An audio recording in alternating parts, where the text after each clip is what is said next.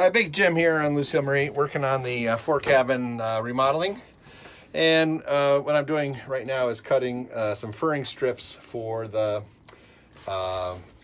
mahogany slats that'll be going in as our paneling. And what you see here is one of the slats, or one of the furring strips. Another one is over there, and on this side we've got 4 of them cut, and they'll be attached to the bulkheads with epoxy.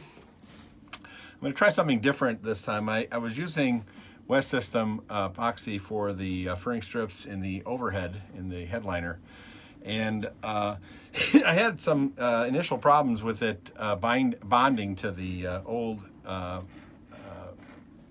fiberglass that's in the boat already, which probably is polyester. And anyways, the West System epoxy seems to be working now, but I had a lot of problems with the furring strips actually coming off the ceiling, and I had to contact West System, and they were very helpful in terms of determining what the issue was.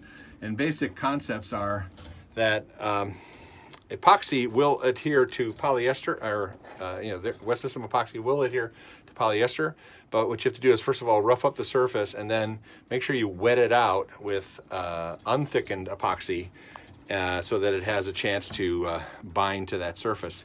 And in this case, what I'm going to do is I'm going to be using Total Boat polyester resin, and see if that, since it's going to be a 1-to-1 relationship between the two surfaces, I'm hoping that it will have a better chance of bonding.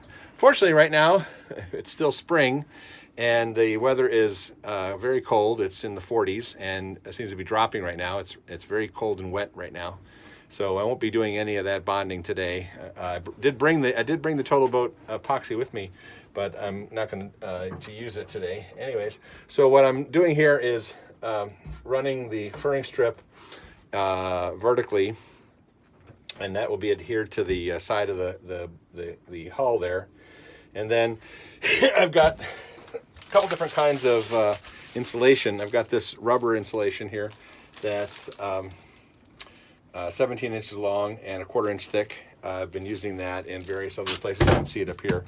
And I've also been using it in the cabin behind the headliner. And it really seems to make a difference in keeping the boat warmer in the cool weather and cooler in the warm weather. So it basically doesn't let the boat heat up when the sun's beating down on us. And when it's cold outside and I have the heater on, it actually keeps the